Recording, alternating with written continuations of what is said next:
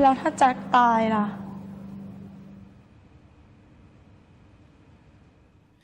อยากจะย้อนเวลากลับไปจะไม่ทำให้เธอเสียใจไม่ทำให้เธอร้องไห้ช้ำใจมากมายเพราะฉันแต่ก็สายเกินไปใช่ไหมที่จะรั้งตัวเธอนั้นไว้กี่ครั้งที่เธอร้องไห้จนเกินอภัยให้ฉันไม่เคยจะมองไม่เคยจะเห็นคุณค่าไม่เคยใส่ใจกับคำว่ารักก็เพิ่งได้รู้ถึงความเจ็บปวดที่ในวันนี้ไม่มีเธออยู่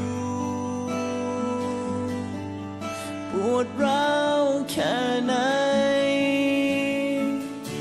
ถ้าในวันนั้นฉันเพียงเข้าใจ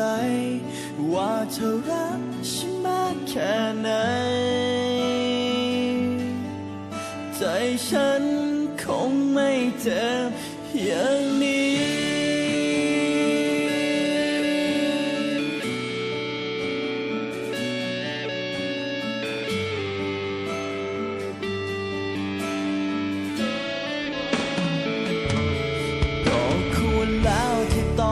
เจ็บช้ำต้องเข้าใจในสิ่งที่ทำกี่คำที่ฉันขอโทษมันคงไม่พอใช่ไหมไม่เคยจะมองไม่เคยจะเห็นคุณค่าไม่เคยใส่ใจกับคำว่ารักก็เพิ่งได้รู้ถึงความเจ็บปวดที่ในวันนี้ไม่มีเธออยู่ปวดร้าวแค่ไหนถ้าในวันนั้นฉันเพียงเข้าใจว่าเธอรักฉันมากแค่ไหนใจฉันคงไม่เจ็บอย่าง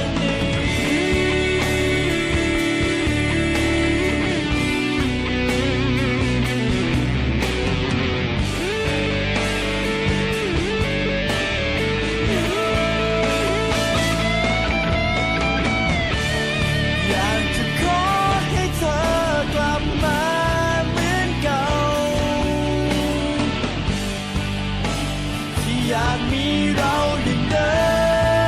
มแต่มันคงสายเกินไป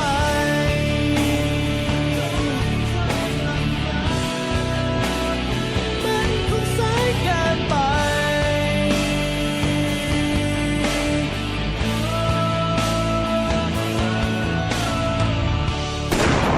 ได้รู้ถึงความเจ็บปวดที่ในวันนี้ไม่มีเธออยู่ปวดร้าวแค่ไหนถ้าในวันนั้นฉันเพียงเข้าใจว่าเธอรักฉันมากแค่ไหนใจฉันคงไม่เจ็บอย่างนี้